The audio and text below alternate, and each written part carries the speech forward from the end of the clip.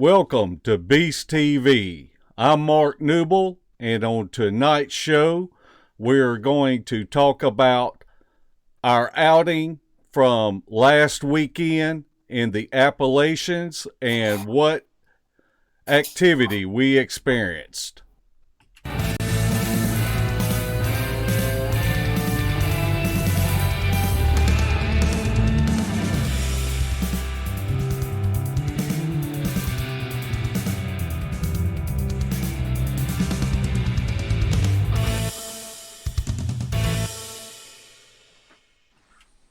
We are back, and we are here with the lovely Larry Porch II.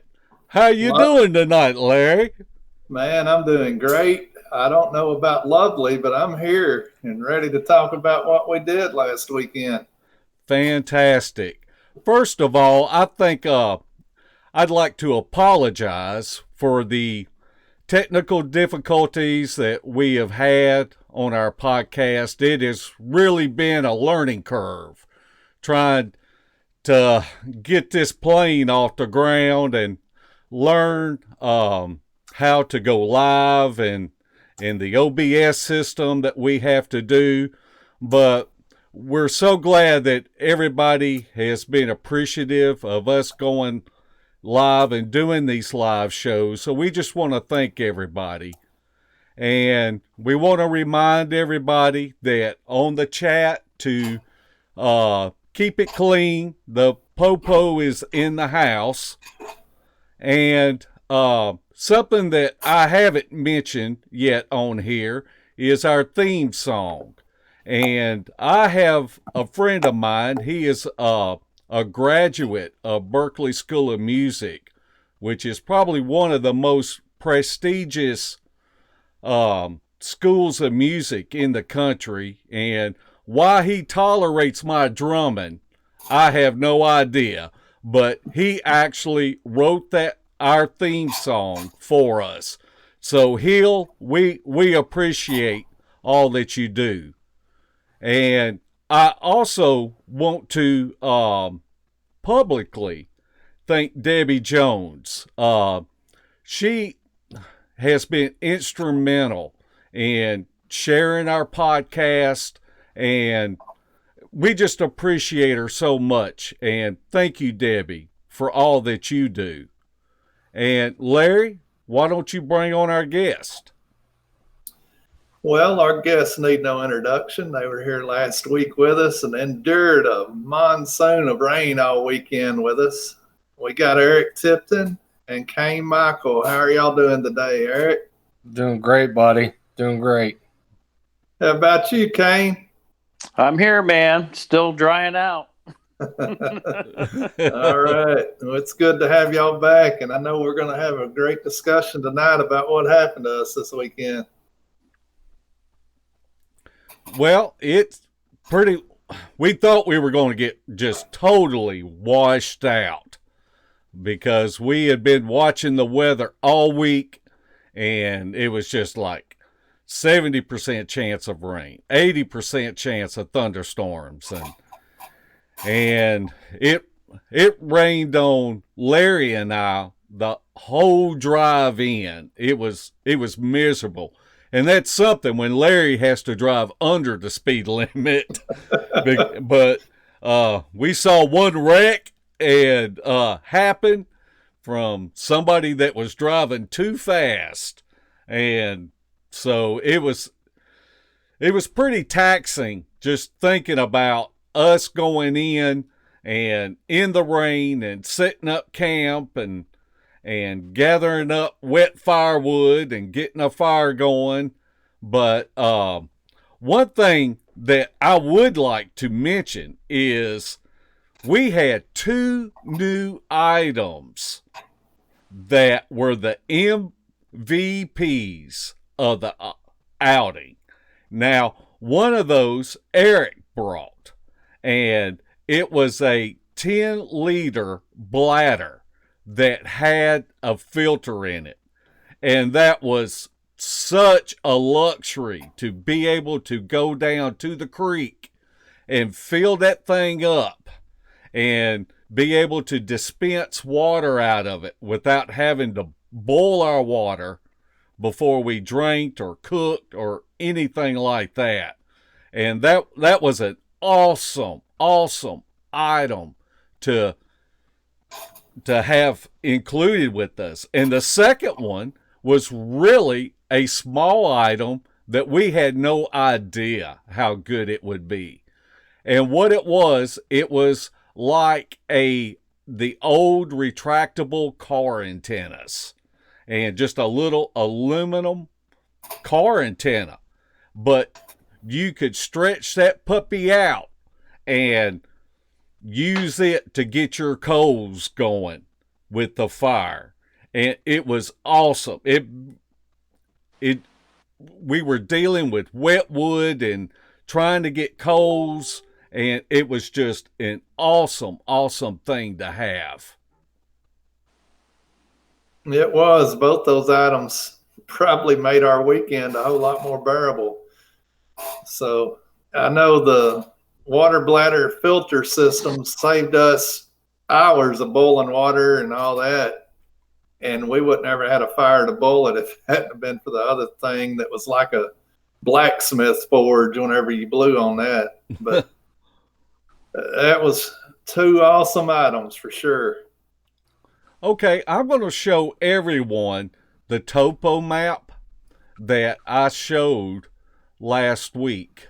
And where the yellow dead end of the 20-mile gravel road is where we parked our vehicle. And we set up our primitive camp in box 2. Kind of in the upper right corner of box 2. And that was a 1.4 mile hike in from where we parked the vehicles. Now I'm going to do an overlay of this map and kind of give you an idea of the activity that we had going on. You will see where the yellow star is where our primitive camp was. Where the purple circles are is where we had tree breaks. The green circle is where Kain saw eye shine. The light blue circle was where we witnessed rock clacks and grunts. The gold circle is where we felt like we were being paralleled into the area that we were going to be camped at. The dotted yellow lines with the blue glow around them, that is the area that we reconned.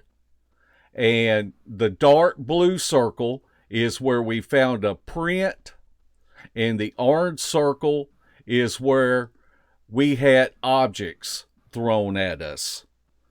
Eric, if you would, talk a little bit about our hike in and you hearing something paralleling us.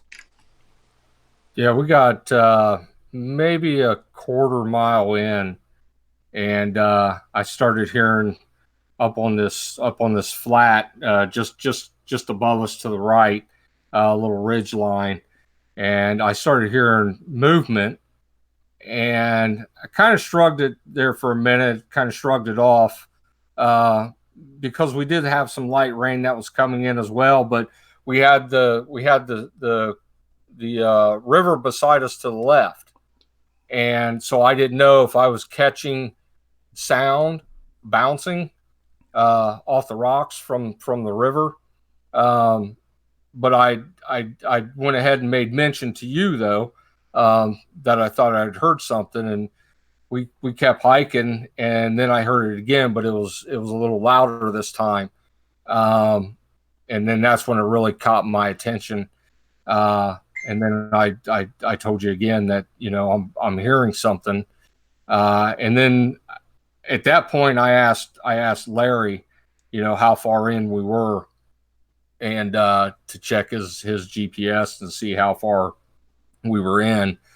And we kept going a little farther. That's the third time I heard it was pretty substantial.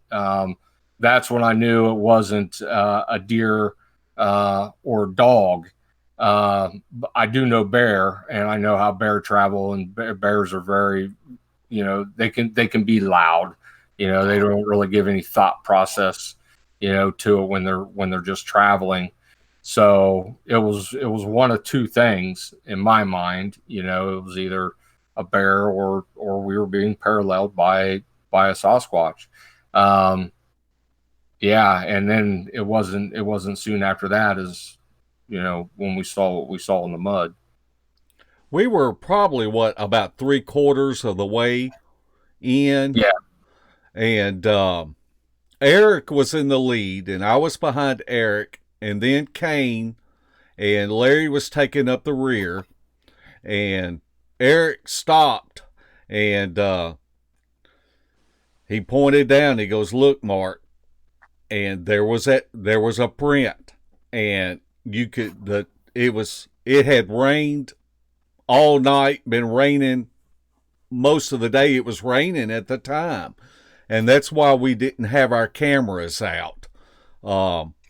But there was a print, and all the toes were visible because this was in mud, and it was one of the best prints that I've probably ever seen. Yeah, it was clear. I mean, there was no mistaking of what it was. It was clearly a bare foot. There was no mistaking that whatsoever. What size do you think that print was? I averaged it probably about 8 inches long, maybe about 4.5 wide. It wasn't overly big, but that, to me though, that's a great sign that we have adolescents. We have little ones in the area running around. So when you see a print like that, you think of a smaller child, which then automatically indicates, okay, I've got at least a family, maybe not a group, but I've got a family here. Absolutely. And I would think that an adolescent wouldn't be as self-aware as an adult would be, as where they stepped and where they would leave their prints. Yeah, you're dead on that, and that actually Kain can allude to this more so that with the little ones and what we have found, Kain can, when it comes to like structures and the ones that we believe that are created by Bigfoot, and Kain can share that, of the little ones don't have that they're still being taught, basically. So they don't have that mindset of basically stealth mode or, do this, don't do that, Just like human children. Right. Kain, after we had set up camp and got a fire going, and it got dark, you saw eyes shine. Can you tell us a little bit about that? Sure.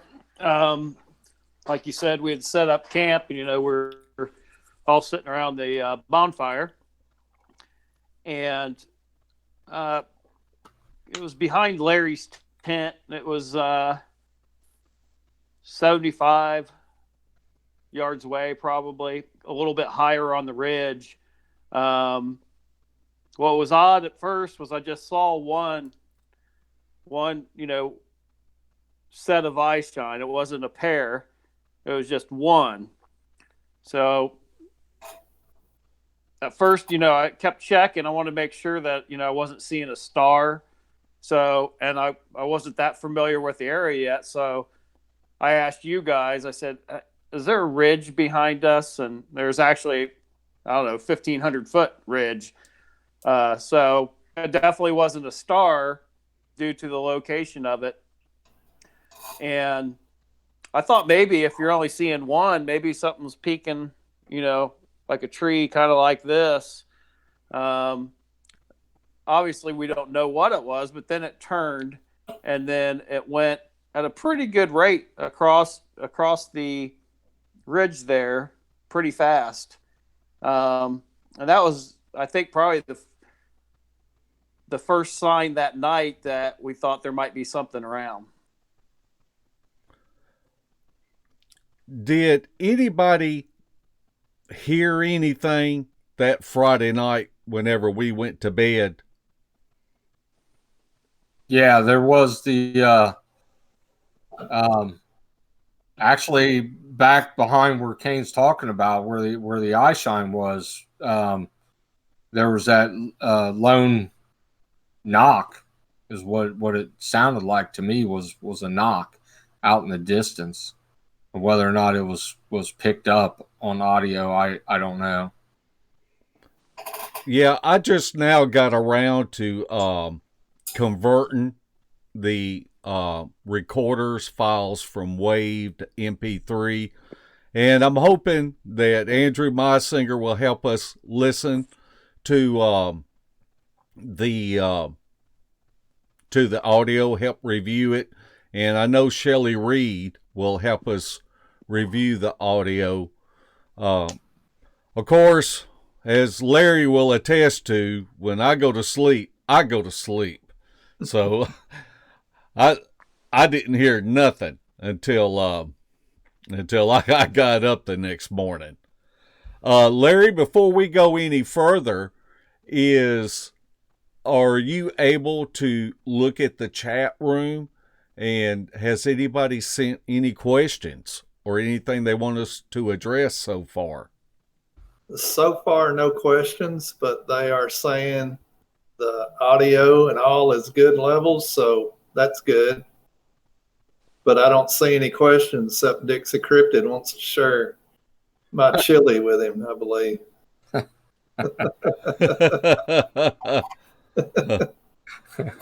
Some of that ground chili. That's right. It's high in fiber. That's right. Well, when Saturday morning arrived, it was really a pretty morning after all the rain we had the day before. And the sun was coming up, and you could see the sun coming through the trees. And so we got up and we ate breakfast and started stirring around a little bit. And probably about the time that we finished breakfast, we heard a loud snap. And we could tell that it came from the direction that where Kain had saw the eye shine and where Eric had heard the possible tree knock the night before. Well, we could tell that it was up higher. And so, Larry, do you want to talk a little bit about how we got ready and what we decided to do as far as our recon and go out and start checking the areas that we had located on our topo maps? Well, at breakfast, we kind of discussed the activity we'd been having. And I looked at Eric and Kain and said, well, do we want to go down through this flat river bottom or do we want to go up this mountain behind us? And of course, Eric picked the mountain to go up, which we did have most of the activity, the eye shine, the tree knocks. And as we were going up, we had that tree break or limb break as we were going up. But we finally got a break in the weather for a few hours that morning, and we just turned the dogs loose. And Eric or Kain, you're welcome to chime in and talk about what we did from that point. We went up. Yes, we went up. And how? Straight up. Hey, but before we get into Eric talking a little bit about that, did anybody record on their GPS of where our primitive camp was and where we went to the top of the mountain? Does anybody know the elevation that was? How many feet up that was? The elevation was 1,500 foot when we went up through the crevice and got to the peak right there. I think we were right at 1,500 feet. So we climbed 1,500 feet up. Yes. I don't recall how far from camp we were, but we were, our camp was at the bottom, and we slowly just made our way up the mountain and kind of, we kind of divided ourselves and just started looking for signs of any kind of activity, and kind of followed that. And I know during the course of the day, we found several things. I know Eric found some rocks that had been turned over, which was pretty interesting because as we were walking, I told him I was following a log, and there was a nice set of prints going down. And of course, Eric and I are separated, so I just told Eric, hey, something looks like it's going in that direction. And I went, a little further on down, and he ended up finding some stuff where some of the signs we look for when we're tracking. And these were pretty good sized rocks that he found had been like kicked over. And, Eric can talk about that if you want. Yeah, that's you were actually below and behind me following the print and the things that you were finding, and I had actually dropped down. I was in front of Kain a little ways and was tracking, and I had dropped down and cut in front of Kain, and that's where I found the first rock, which was fairly decent size, and it was literally flipped out, just flipped right over out of its spot. And then Kain comes up to me and says, I got this nice impression back here, and I've been following these signs. And I said, well, look at this, and I said, I've been following a trackway from the top of the ridge down to this. So right there were two separate trackways that we were on, and then came up to this rock that was flipped over. And then from there, Kain kept going. I mean, it's one thing we don't deviate from, we don't cut off of a trail or a trackway, so he kept going and dropping down, and I kept moving forward. And I noticed the trackway was leading me back up towards the tip of the top of the ridge. And I got around to that side and up on the top, and here was this other rock that had been turned over on its side, which Larry was with me at that point. Larry, you want to talk about that? Well, it was, as Eric pointed this stuff out, it was pretty obvious that it had been turned over that morning for sure, because of all the moisture. You could tell the dry spot where the rock was sitting and how it had turned over. And I mean, it was no doubt that something had been through there that very morning, because we know it rained most of the night and broke probably at daylight or so.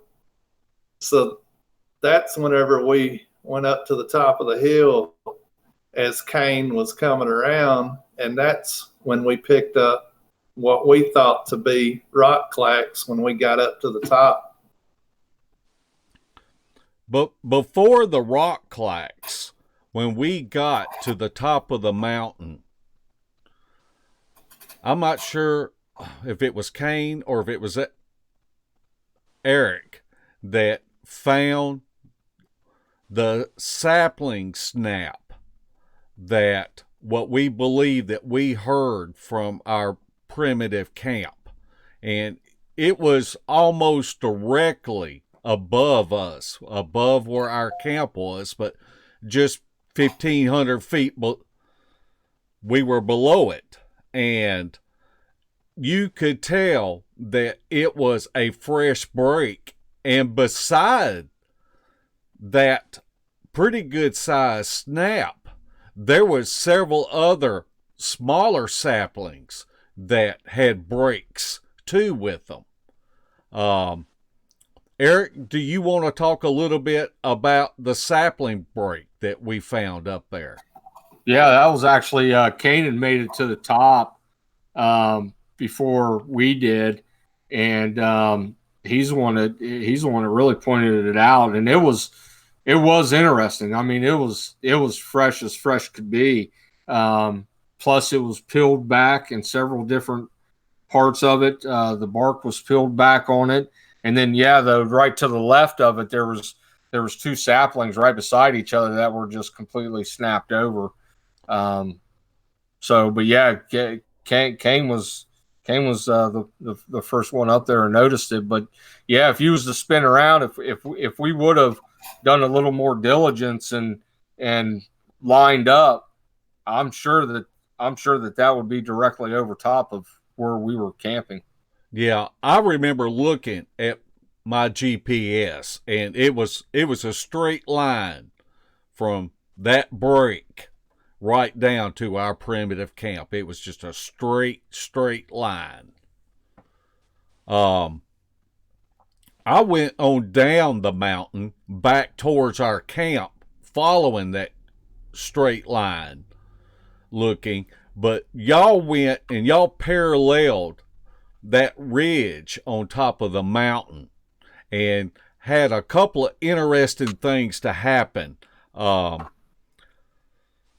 There was some tree knocks and rock clacks, and Kain heard some grunts. If y'all would talk about that a little bit. Yeah, when Larry and I, that second rock that was displaced and moved over, I knew the timing of it. Like Larry said, the dry spot of where the rock was laying and all the rain that we had. I knew the timing of it, and I knew that we were in an area, and especially with what Kain, the fresh break that Kain had found up top, and then the fresh impression that he had found, coming up behind me. That's in my head. That's when I started putting time into it, and I knew we were fairly close to something. So I started moving a little quicker. I wanted to get up on top of that ridge and kind of dogleg back a little bit. And when Larry and I came over top of it and started to turn, it was when we got the rock clacking. And that, I mean, to me, I've been able to decipher different sounds, and you spend so much time in the woods and you can decipher different sounds and stuff, and you kind of just, that's this, that's that. But when you hear a distinct rock clacking and the sound that rocks make together, there's no mistaking of what it is. And as soon as I heard it, I looked to my left and I saw Kain, and I don't know if he knew where our location was at that time or not. But I saw him making his way around the bottom of us and coming around the ridge to be in front of us. So I got his attention. And as soon as I got his attention, I heard really, really, Larry and I both heard the rock clacking, and then we heard the heavy footfall just moving through the brush. And I'll tell you right now, there was no mistaking whatsoever that was bipedal movement. And that's when I really got Kain's attention, and to let him know that, he's walking right into this. Kain, what was going through your mind during all of this? Well, at the time, I was quite a distance away. I was lower. If they're at 1,500 foot elevation, I was probably at maybe 1,300 or 1,200 foot below them, working my way around the mountain. So I didn't hear the rock clacking, but Eric and I, usually try to keep an idea of where each other are at. So he got my attention, and we don't yell. We don't, he doesn't tell me we have signals. He gave me the signal, like, you're about to walk into something. So I just slowly made my way around the bottom side of the mountain. And then, of course, I had got my GoPro and, turned it on. I got my my video on my phone ready, and I just slowly started making my way around where they were kind of directing me, right towards this, where they were hearing this noise. And I did hear something. It was kind of not really a grunt, but more like a ugh. Very distinct. Didn't see it, but I definitely heard it, and it was right in the location they were guiding me, towards. So I just slowly kept making my way around, and then sat there and ran some video for a while. I think by probably that point, it probably had moved, because they heard some movement. I'm still not sure. I sent you guys a little bit of my audio from my video. There was a lot of interference, like it's fine. And it's almost like I walked into some kind of interference on my video. You can hear it distinctly, like crackling, like an RF signal in interference. I don't know if that has anything to do with anything, but that's stuff that I always note and ask you guys, like, hey, did you experience this? Because, my video on my phone is fine, and it didn't do this except in a certain location. So I don't know what that means, but it is something that happened on the video. I don't know, in my mind, when I heard it, I'm thinking, low frequency. I don't know if we captured some of that infrasound. I don't know, but it was definitely on my video.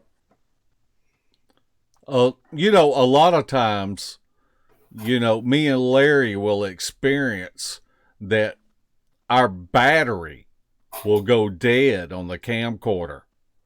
And then we'll check it 30 minutes later, and our battery is back to where it should have been. I mean, there's no way that the battery should have died that quick. These batteries will last a couple hours, and you've only done 15 minutes of footage, and all of a sudden it just goes dead.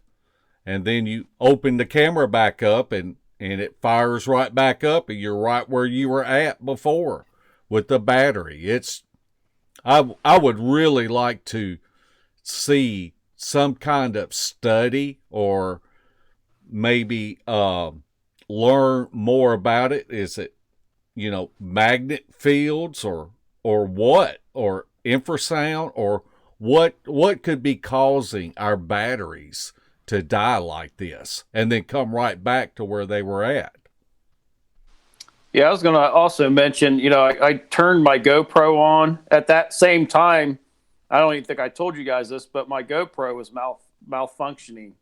There's nothing wrong with it, but in that instance, I could not get it to record. So that's why I was using my phone to begin with. And, after the fact, it ran fine. Just in that moment, I was hitting the record button, and it'd record for like a second and completely shut off. And I'd have to turn the power back on. And I hate doing that in that moment because it beeps. That kind of gives up your location, and I hate that. So I did it twice, and then I just, as I got a little closer, I just decided to just use my phone. I didn't want to lose the opportunity, and I don't know. I have no idea what that means, but it's just something that I make note of and let you guys know. That way, if we all experience something, the same thing in the same area, maybe one day we'll be able to kind of figure out what's going on. Absolutely. Well, I haven't reviewed that video yet. Mark, have you looked at that part of the video, or unsure where it's at? I've just pulled clips for the show, but I have not sat down and actually analyzed the video yet. Well, I'll try to go back to it and look. But while Kain was coming around there, Eric made contact with him, and this is funny to me. Because Kain gave him the walk-through sign, and Eric turned around. Well, Eric gave Kain the walk-through sign, and Eric turned around to me and grinned and said, "That's good bait."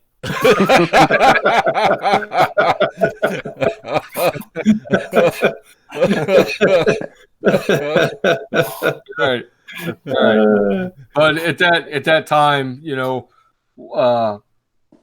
I knew how close we were, so I didn't want to push too hard, and Kain knows this, too, that when we have something like this happen, especially when we're camping out like we were, you don't. Well, I don't want to say you don't. It's what we do. We don't push at that point. We don't want to push them out even farther. So we back out. We back out of that area in hopes that their curiosity gets the best of them, and they kind of follow us back to our camping location. Eric, why don't you talk a little bit about what goes through our minds when we are basically 25 miles away from having a cell phone signal, and how we have to protect each other and have faith and trust in each other. Because if something does go bad and go down, all we have is each other out there. There's no picking up the phone and calling 911. Yeah, you're exactly right, and that's what it is. It boils down to, the guys that are with you and trusting them 100%, literally with your life. Being that far in, you put yourself in a mindset that this is real. These are real creatures, but that's what it is. It's an animal. At the end of the day, it's an animal. And it lives out in the wild, and they're unpredictable. They are very curious in nature, but they are an animal. And you have to realize that you're not going to sit down and pick daisies with it, and and stuff like that. That's not going to happen. So you have to trust the guys that you're with, and your head's always on a swivel. Your head's always pivoting. You always have constant awareness of where your partners are. Even though we branch off from time to time, like Kain mentioned earlier, you always have a good idea in the vicinity of where they are.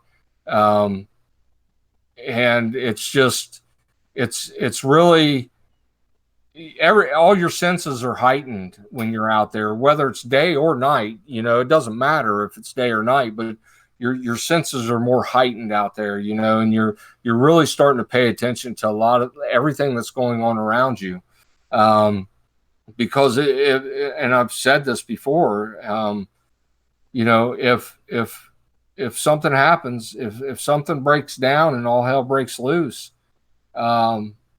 you're most likely you're not coming out, and you really do. I can't stress that enough, especially to the up and comings, to the men and women, and that are just getting into this and really want to go out and bushwhack like we do, and do it the way that that they're seeing how we do it.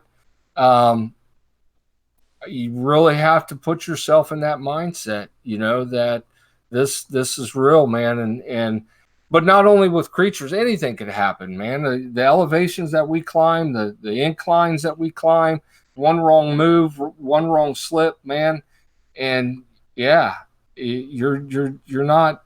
It's going to be bad. It's going to be all bad. So you have to be able to put yourself in that mindset. That's true. One wrong slip, and you could slide 150 feet. Bouncing off everything in your way down there.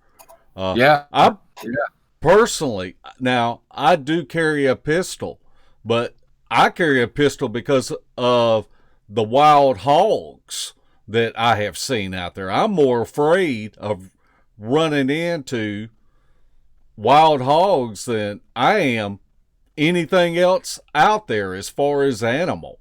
Yeah, you're exactly right. When we're out together in the day and we're hiking, I don't necessarily think of a Bigfoot bull rushing me at all. I think of I think of the boar, the cat, not necessarily the dog, but boar and cat, and maybe a rogue bear that's got a wild hair up his butt. I don't think I've ever really thought. It's in your mind, of course, but yeah. Those are the animals I think of putting me in harm's way, or me being in harm's way of, or those animals. One thing that we do that's probably different than what a lot of people are doing out there when we plan these expeditions. Our expeditions are kind of like a survival / expedition, because the way we hammock in and we put ourselves kind of in a survival situation as well as doing an expedition. And Eric and I have 20-year history together, so I know that he's not going to cut up and run. He knows I'm not. We've been in these situations together, and we know each other. We know he's got my back, I got his back, and we've got a history with you guys. We've been in some hairy situations, so that's kind of the people you find that you want to do this type of stuff with, is guys that that aren't going to run. If we were to take someone out with us and get in a situation like this and they freak out, that's probably the last expedition they're going to do with us. It's you want people, and it poured down rain all weekend, but we had a fire all weekend. I mean, you got 4 pretty good woodsmen out there that are quite capable of doing this. And with all of our knowledge combined, that's what I love about these. These are like adventures. It's not all just about finding Sasquatch. I mean, there's so much that goes into these trips, the planning, how much food, how much water. You learn a lot about yourself, how far you can hike. Hey, we made it to the top of the mountain. All those things. It's like an adventure, and on top of that, we're putting ourselves in the same habitat where you can have an encounter. Absolutely. Larry, do you want to add anything to that? Well, I agree with everything Kain said there. That's used to, in the beginning, it was just more of a search for the creature, and now that's just part of the whole process, really and truly. It's a good time with good friends, and you're on an adventure, just like Kain said. And he talks about survival, and they may be surviving, but I take everything I need in my backpack, and they make fun of me.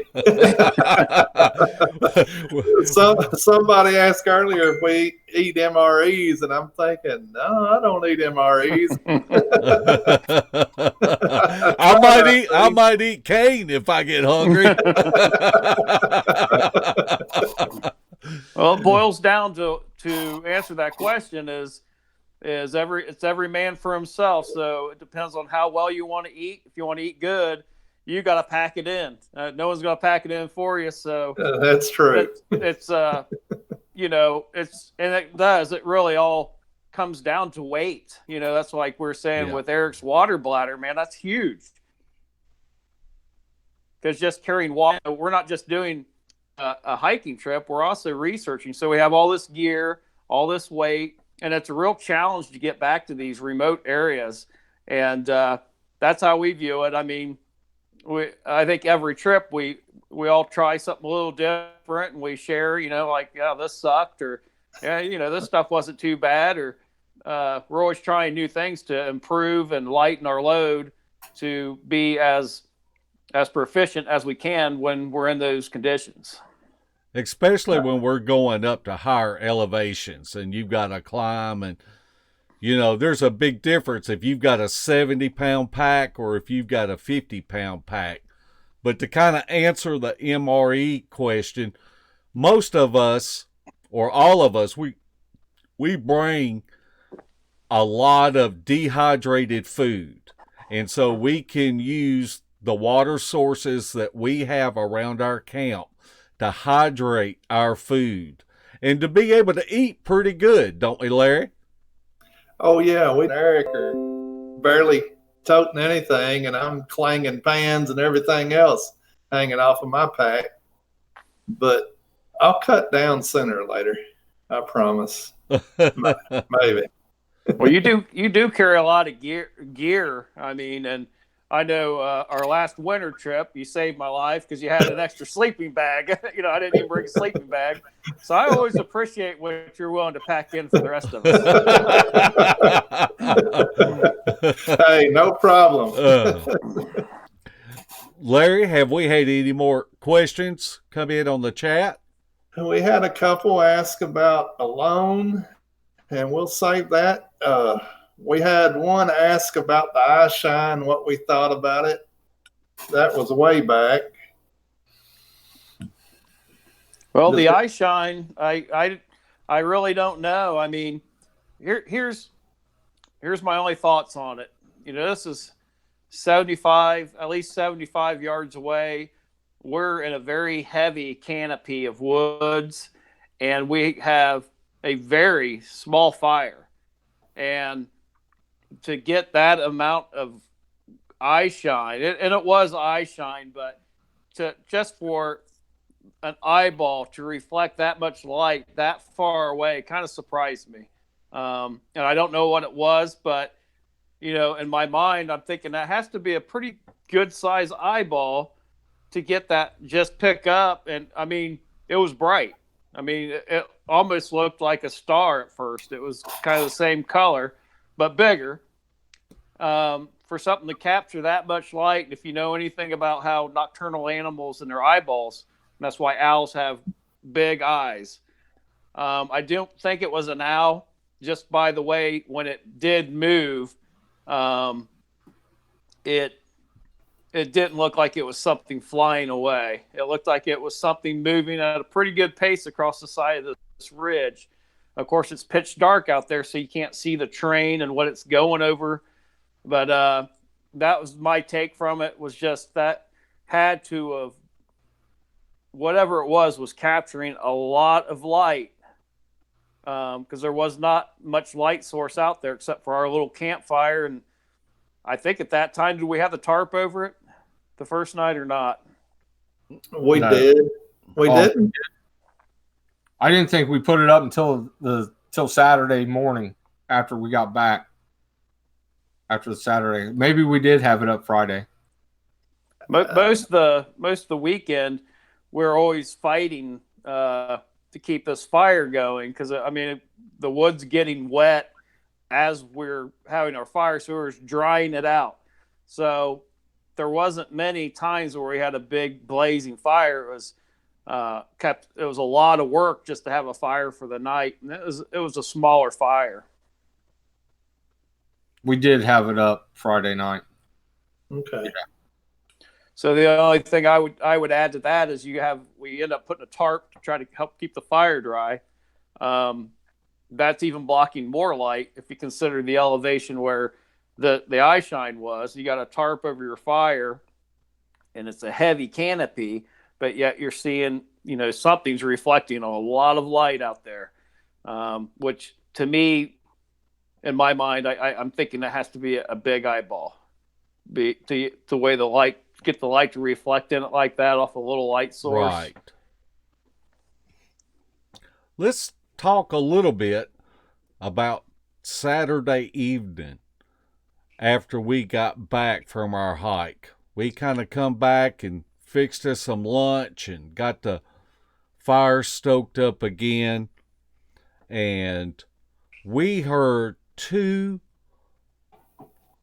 loud, large tree breaks. And one thing that I really appreciate about Kain was, it was last year sometime that he pointed out to me, he goes, what is strange about these tree breaks that we hear while we're primitive camping is most of them, we do not hear that tree crashing into the ground. You will hear it splintering and cracking and falling and hitting other trees, but you don't hear that loud crash like what you would if it was a natural tree break. Yeah, a lot of times you won't hear that impact. And if anybody's heard, trees fall or logs fall out, I mean, there's always an impact, and you can almost feel it in the ground. And we certainly didn't, it's almost like something's breaking it nice and slow to get maximum effect out of it, because it's a long crack, like they're wanting to intimidate. And usually, for me, that for the whole weekend, that was the highlight, because that was so squatchy behavior, and it was in two different locations. It was just felt like they were showing us their displeasure that we had set up camp in that location. And after one of the tree breaks, Eric just jumped up and went in that direction. And Eric, why don't you tell us a little bit about what you experienced when you went towards that tree break? I knew the location that it came from, being that close to the stream. I knew that it had to come from across the stream, and right across the stream, we may have had maybe 30 yards, and then it was an incline. So I knew whatever broke it had to turn and go up. So if I was able to get down there quick enough, I would be able to be in a vantage point to see something going up the ridge. So that's mainly why I went.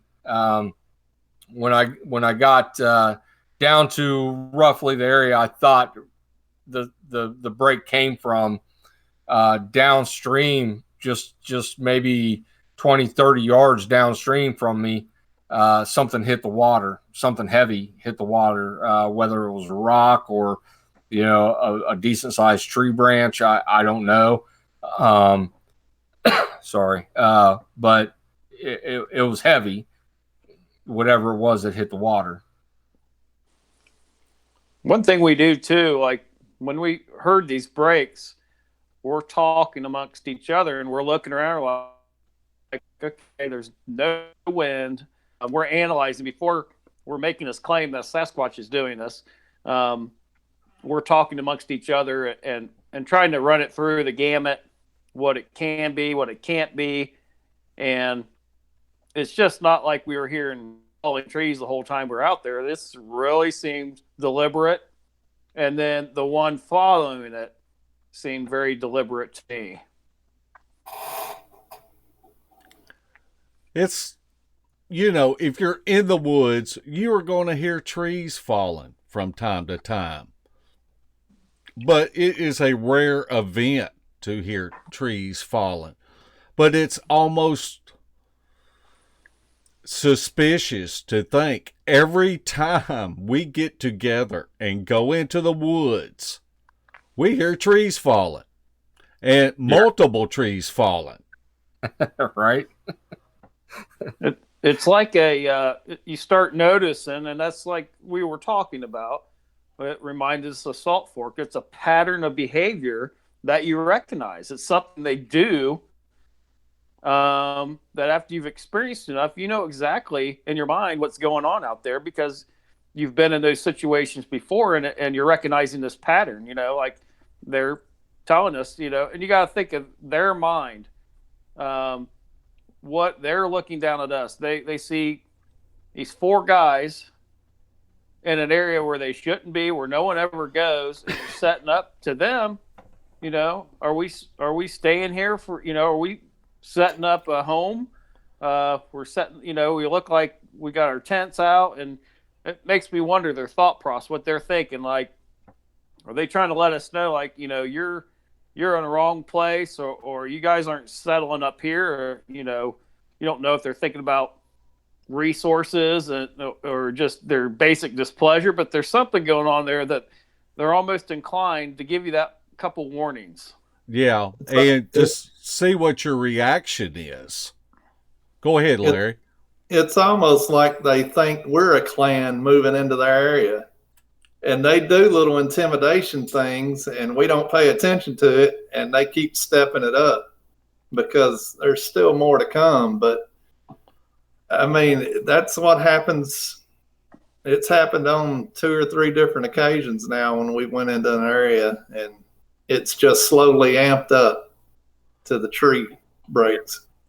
And then to know that after the first one, I can't remember time frame of when the second one came, but we had a second one come, and that was behind us, behind camp.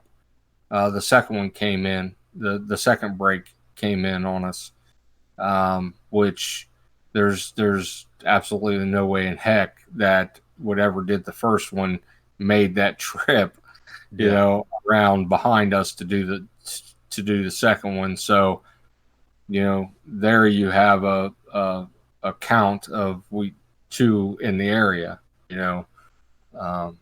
so yeah. I know something that I personally have had to train my cell phone is whenever some type of activity like that happens, or if something's being thrown, if my back is to it, I do not turn around. I want to make sure that I'm acting like I don't even hear what's going on. Maybe they will move in a little bit closer, like, hey, how come they didn't react to that? Are they deaf or what? But I think that they are kind of looking to get a reaction out of us. And if they make a rock clack or some type of vocalization and everybody spins around and looks, they're going to post up right there, and they're not going to come no closer. Yeah, that's right. I mean, Kain and I have been in different situations where we ignore what they're doing, and it ramps up, and you have to teach yourself. I mean, that's just human nature. You hear a sound, and you're going to turn to that sound, and it takes a little while to break yourself of that. But once you do, and you start getting some of the interactions that we do get, you will find that when you ignore them, they're like, hey, maybe I need to try this then, and yeah, we've all been in those situations, and they'll ramp it up. The one that really sticks out for Kain and I is when we were triangulated, and every time that we would move, they would lighten up a little bit. The knocks were still there, and but it'd get lighter. But when we'd stop and we'd hang out for about 5 minutes, man, it was like all hell unleashed, and they would go back to very aggressive breaking and vocal, deep vocals, but then once we'd start moving again, they would lighten up. So yeah, but turning towards the sound, yeah, it's one of those things that you have to break yourself of it. It's, like I said, it's very hard to do, but you will find that the interactions will be a lot greater if you don't acknowledge to them that you're hearing it. One way that I train myself is just like best practices that in the real world. Let's say you're in the grocery store and some kid drops a gallon of milk and it makes that loud noise and goes everywhere. You will see everybody spin in that store and look in that direction. And that's kind of the baby steps that I took in training myself, because it's a natural reaction to spin around and look if a loud noise goes off. And that just might be a tip for anybody out there to just in everyday life. If something loud happens, acknowledge it, listen, picture it in your mind, but don't spin around and look at it. Yeah, exactly.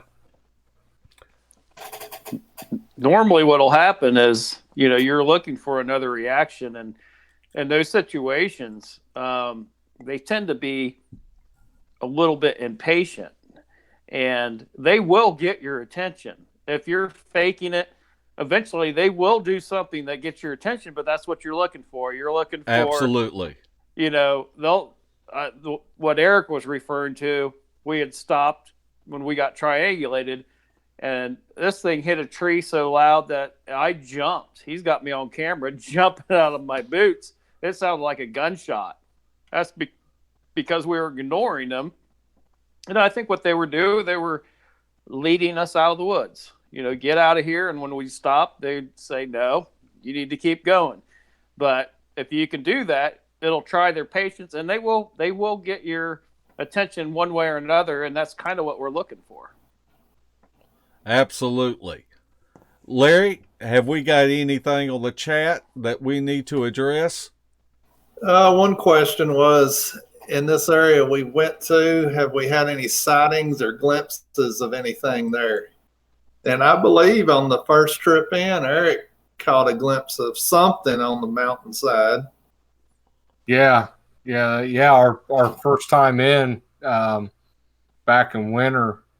I don't know what it was. All I know it was big. It was bigger than a bear, and it was dark. It was a dark color. And I turned and it was cresting over the top and was gone. So I caught the backside of it going up. But back then, once you guys were able to get all the audio back in and really listen to it, and everything that we were capturing through that whole, camp, was unbelievable. And then everything that we found throughout those hikes, so what it was, I can't tell you what it was. All I know is it was big and dark complected. How many tree knocks were recorded that last expedition? 76 in 2 nights. That's a bunch. And how many did we hear live? Very few, because we were so close to the creek. We actually wasn't close, but it was just loud. We were kind of like in a shell, and we were getting all that ambient noise from the water. And it was really surprising to me whenever Andrew Meisinger and Shelley Reed reviewed that audio and had so many knocks. It just blew my mind.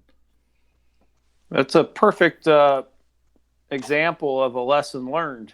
That expedition, we realized that we had put ourselves in an area where it was a great area, but the audible, we couldn't hear very much. So on this trip, we made sure we were farther away from the river so we could hear a little bit more ourselves. And that's just the stuff you learn each time you go out. You come back with something, you review the evidence, and you're like, okay, well, next time we need to, push a little further away from the water so we can hear more. Yep, we talked about that going in. We absolutely did. That was a part of the game plan. Let's talk about Sunday morning. And Sunday morning, we had kind of ate a little breakfast, and we were getting ready to start kind of packing our things up. And Eric saw something with his own eyes. An object was thrown. You want to talk about that, Eric? Yeah, I was actually there was two. I saw them both. Yeah, the first one came right off the ridge. I mean, coming straight at us, right towards my face. I mean, obviously out, 30 yards, 40 yards, but coming right at me. I watched it travel through the trees. So that the first one, I was like, oh, okay, well, it's not a bear up there having batting practice, So a little longer, or I don't know how far or how much longer it was, but then I was looking up the ridge that we'd went up Saturday morning, and I heard a crack as I'm staring up the ridge. I'm just looking up the ridge, and I hear a crack, and then it comes out of the top of the trees, and there's a branch, and it's coming end over end at us. And I mean, it's coming from the treetops. Like I was watching it travel. It wasn't coming from the treetops straight down. I was watching it travel end over end towards us. And then finally hit the last tree and dropped. And when it hit the last tree, that's when Kain turned and he saw it come straight down. So that, I mean, two different locations, just minutes apart from each other was pretty significant. I tell you what, it was hard thinking about packing up and leaving with that activity that was ramping back up like that. It was for you, but when Eric and Kain said they were leaving, I said, you ain't leaving me in here with Mark. He'll go to sleep. And talking about that, Larry, you made the observation when we were driving out. He said, man, seemed like every time this activity would start ramping up, the rain would come in and then everything would die down. And I can just imagine what could have happened or what might have happened if we didn't have all that rain, because you are absolutely right. Every time the activity would start ramping up, then all of a sudden, it'd just start pouring down rain. And everything would die out. Y'all didn't notice it, but my hammock was back there where Kain saw the eye shine, where a lot of the movement was going on and this and that. Whenever I snuck back there to go to bed, I put up a little barrier by my head so they couldn't sneak up there beside me. So you put up a booby trap. That's right. I was going to know if they got close. It wasn't going to be a repeat of Oklahoma. Yeah, you hear so many stories, and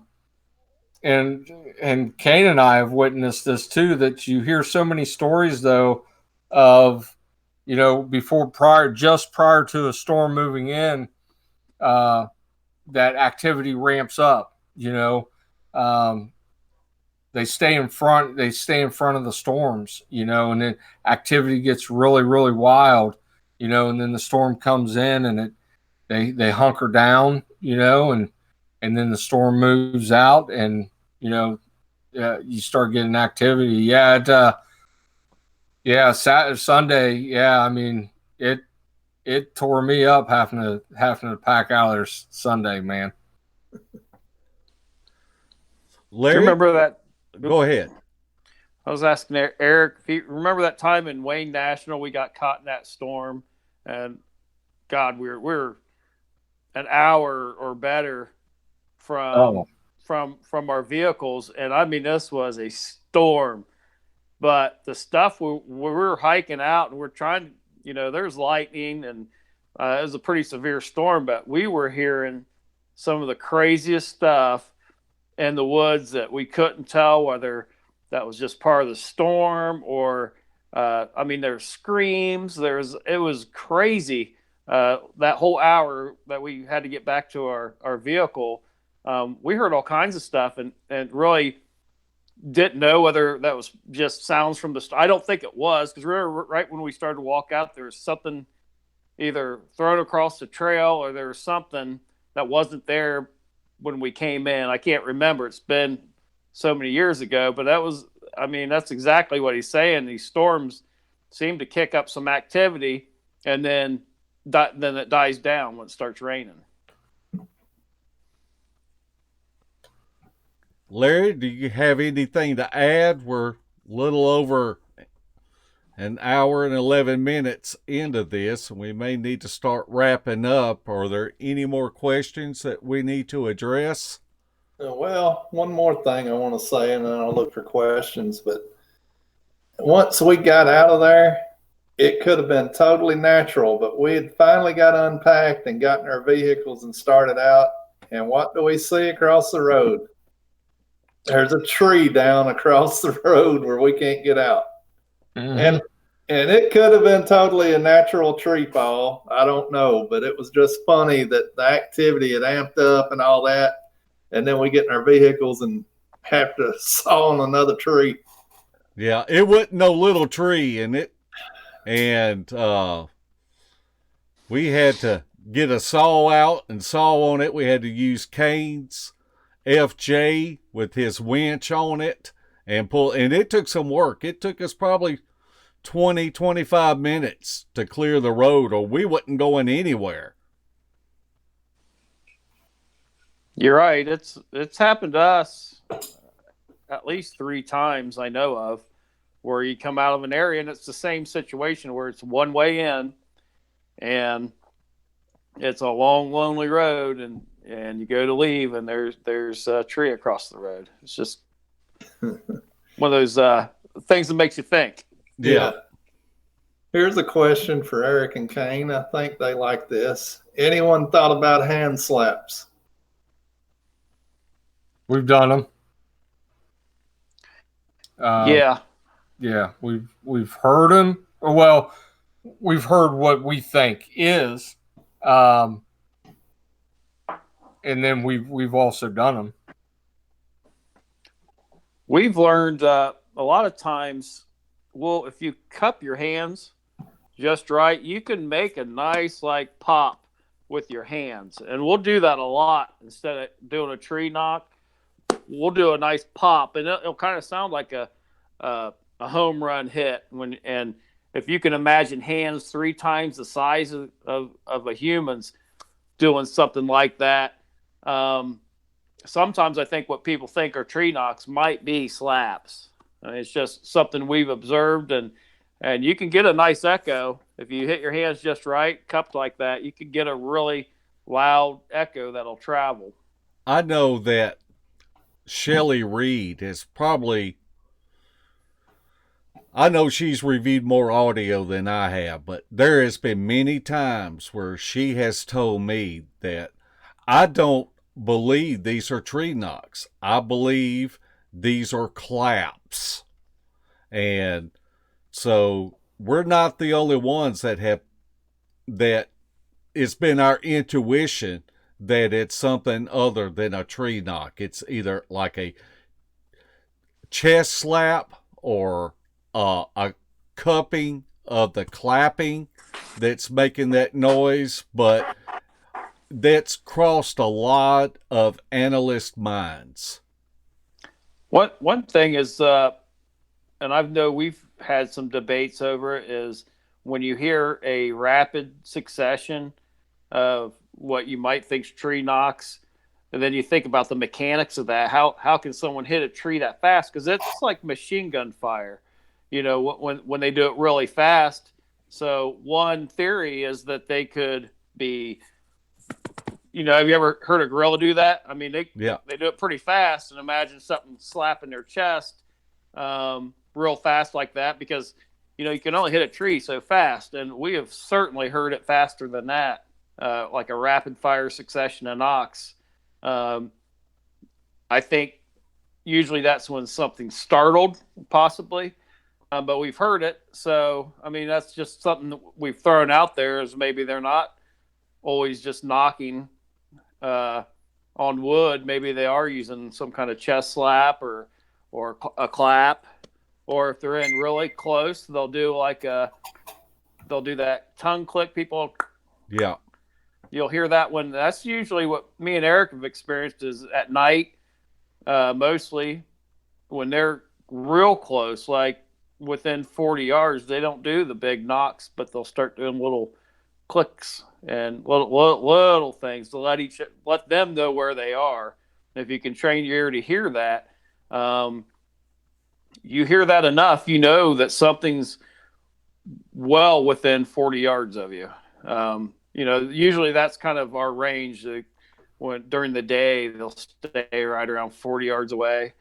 And then at night, obviously they'll move in. And a lot of times when they move in, they're subtle things. What you hear those, they're like a tongue click. Yeah.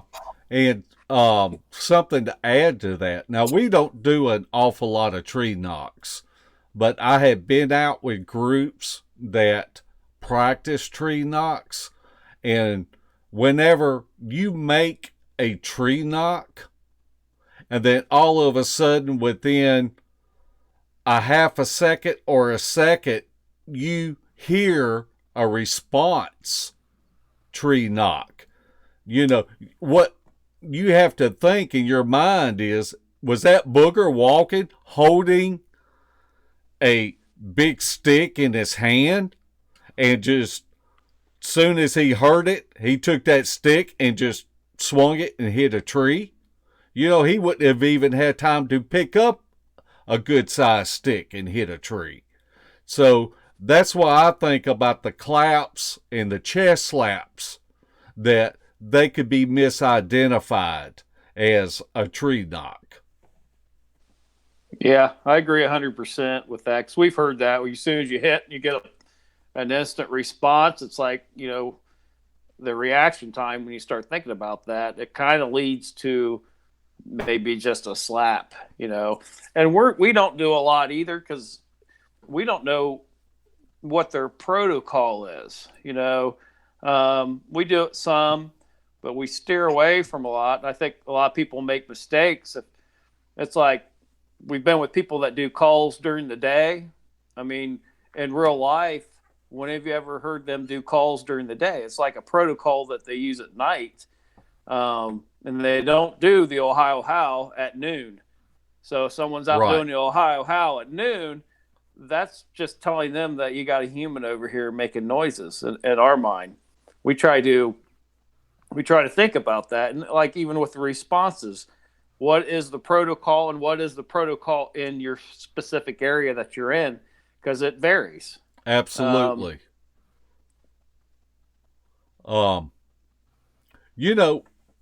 A lot of people look at us and think that we go out and do a lot of calling, but we really do very little calling. And most of our calling is for location, to see where their location might be at if we get a response. Yeah, that's what our main goal is when we do a call at night. That's what our main goal is to, if we're lucky enough to get a response back, is to narrow down a location to go to the following day when we do research. Yeah, remember, guys, when we heard, I forget what night it was, but we sat there around the campfire. I think it might have been Saturday night, and we had started getting some activity, and we sat there and we asked, so does that change our protocol for what we're going to do tonight? And absolutely. Most definitely it does. And then the rain started. Yeah. Yeah. Right. Yeah, all the stuff that you see on TV and all that jazz and all that, everything that you see is going on TV on these shows. And that's not real life, and that's not what research is, and that's not what we do. Plain and simple. I agree 100%. Well, real quick, in that situation, we felt like they were already there. So we feel like if they're already there and you were already experiencing activity, we don't want to do a bunch of calls. We want to ignore them because we feel like you'll get more activity if you ignore when you know that they're 40 yards away. Excellent point. They're already watching you. Excellent point. Yeah, there's nothing left to gain at that point except whatever they want to intimidate you or whatever. Because if you do give up your calls and all that, you're educating them. It's just like calling a turkey or anything else. If they figure out it's you, then it's not going to work anymore from that point on. Yeah. Right. Exactly. Larry, do we have any more questions or anything before we sign off? Not that I see.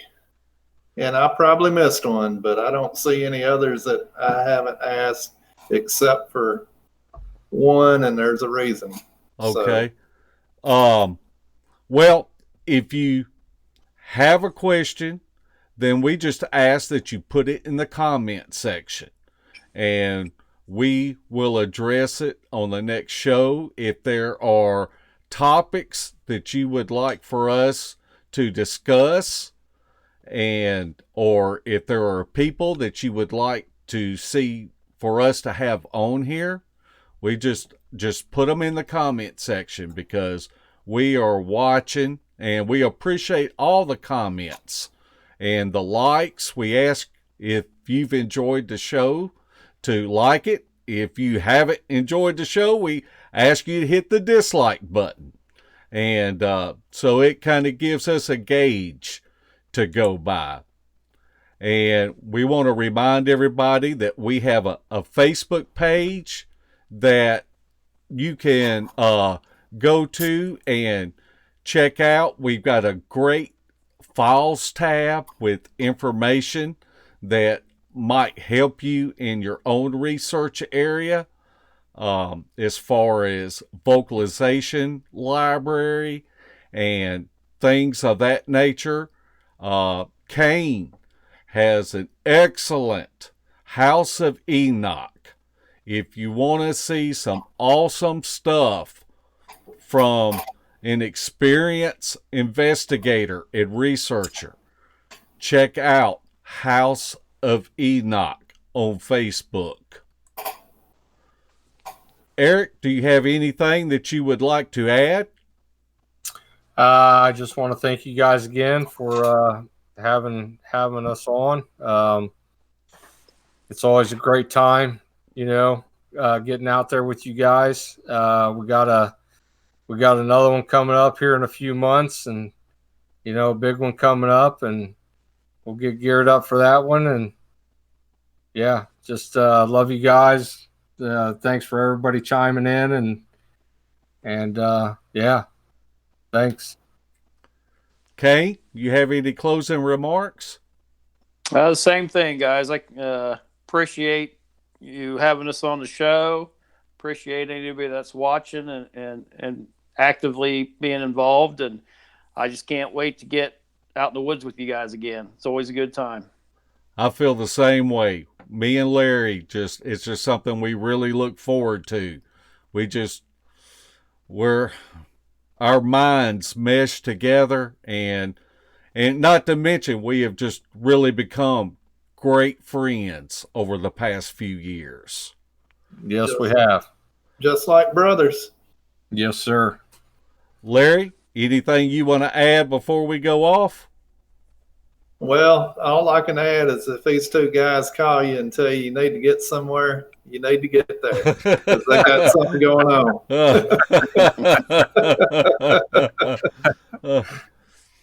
All right. Well, we want to thank everybody for watching, whether you watched us live or you're watching us afterwards. We appreciate everybody that gets in our chat room, and we ask you to hit the like button, and we're going to go ahead and sign off, and we thank everybody for joining us tonight.